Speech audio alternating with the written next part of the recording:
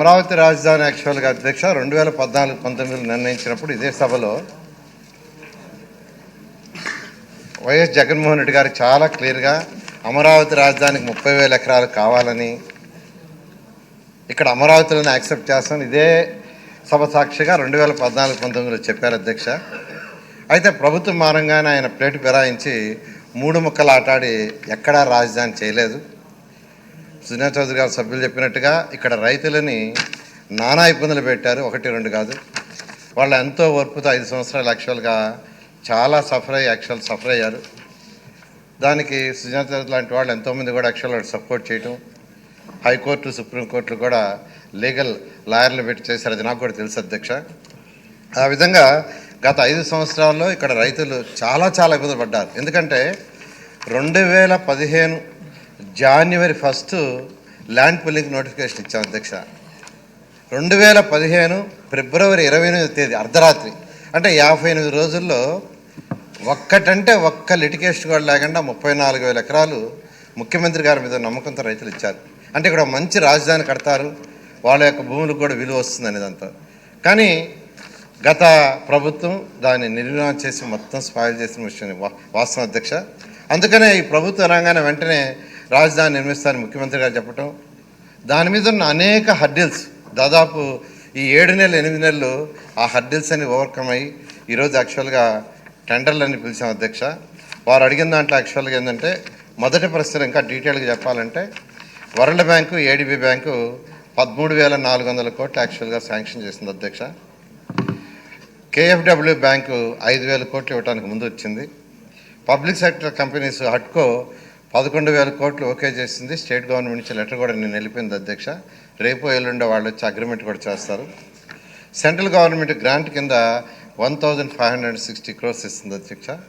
అది కాకుండా lands mortgage చేయటం, లీజు అమ్మటం వల్ల బ్యాలెన్స్ అమౌంట్ తీసుకోవటం, నేషనల్ మరియు ఇంటర్నేషనల్ మార్కెట్లో తక్కువ రేట్ ఆఫ్ ఇంట్రెస్ట్కి లోన్స్కి ప్రయత్నిస్తున్నాం అధ్యక్ష. ఆ విధంగా యాక్చువల్గా డిఫరెంట్ ఏజెన్సీస్ నుంచి ఈ యొక్క అమరావతి క్యాపిటల్ సిటీ కంప్లీట్ చేయడానికి తీసుకుంటాం అధ్యక్ష.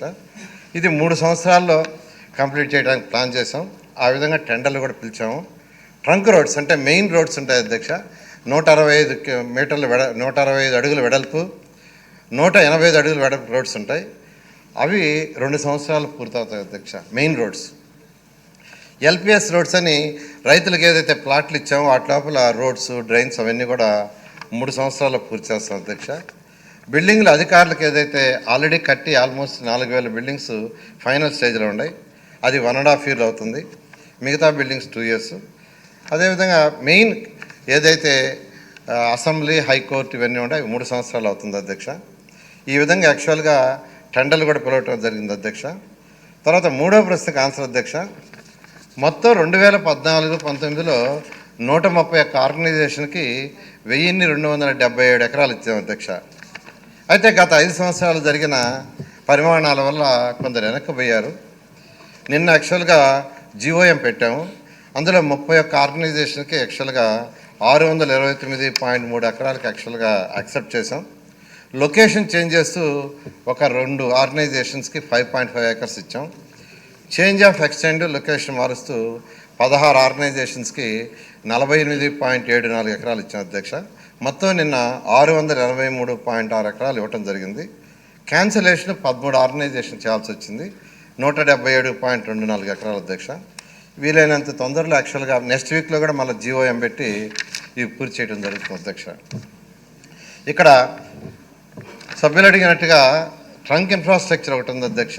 దాంట్లో road, strong water drains, sewerage lines, reused water lines, అదేవిధంగా power ducts, cycle tracks, walking tracks, tree plantation, drinking water lines ఇవన్నీ కంప్లీట్గా ఉన్నాయి అధ్యక్ష.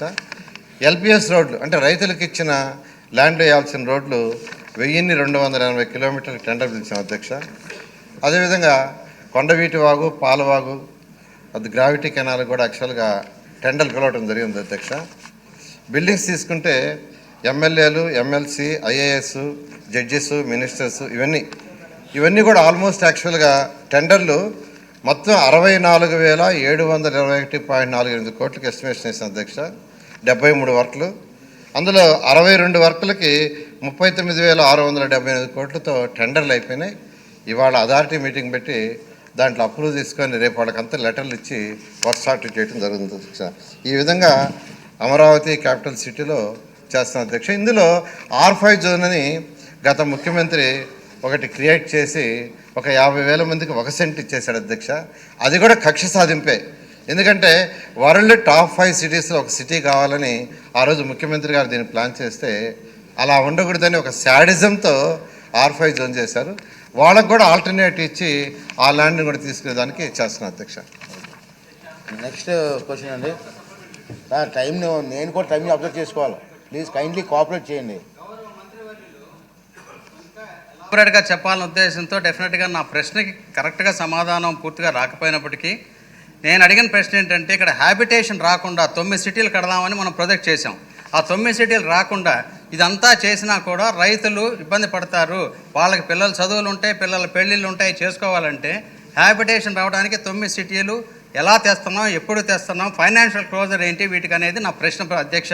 దయచేసి మీరు ఒక ½ అన్ అవర్ కనుక డిస్కషన్కి టైం ఇస్తే డెఫినెట్గా అవన్నీ కూడా మాట్లాడదాం. గౌరవ మంత్రివర్యులు దీని మీద కూడా స్టడీ చేసి వస్తే ఇంకా బాగుంటుందని నా మనవి. రేపు కానీ ఎల్లుండి కానీ కావస్తే మీకు ½ అన్ అవర్ డిస్కస్ ఇస్తా పెట్టండి. ఓకే, అలాగే అధ్యక్ష.